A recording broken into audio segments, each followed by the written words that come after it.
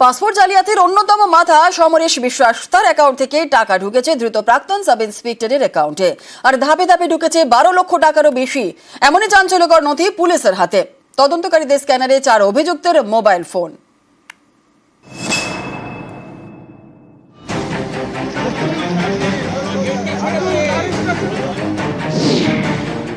Passport জালিয়াতিতে পাকড়াও পুলিশের প্রাক্তন সাব ইন্সপেক্টর। ধৃত আব্দুল হাইয়ের ফোনের কল লিস্ট এবং ব্যাংকের আর্থিক লেনদেন খতিয়ে দেখে চাঞ্চল্যকর তথ্য পুলিশের হাতে। তদন্তকারীরা দেখেন চক্রের অন্যতম মাথা সমরেশ বিশ্বাসের অ্যাকাউন্ট থেকে সরাসরি টাকা ঢুকেছে প্রাক্তন সাব ইন্সপেক্টরের অ্যাকাউন্টে।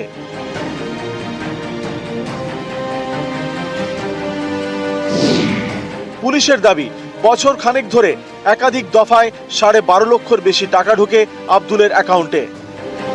লেনদেনের স্টেটমেন্ট দেখিয়ে জেরা করা হয় সাব ইন্সপেক্টরকে।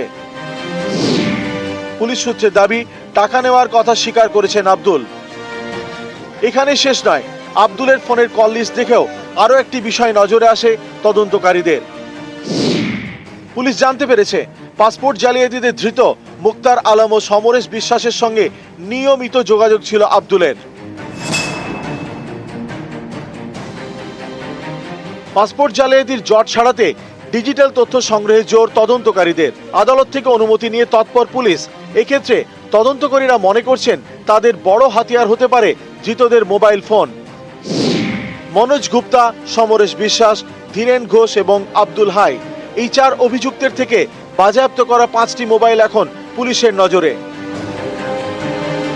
পুলিশের দাবি, অনেক তথ্য মুছে ফেলা হয়েছে, সেগুলিকে উদ্ধার করতে বিশেষজ্ঞদের সাহায্য নেবে পুলিশ।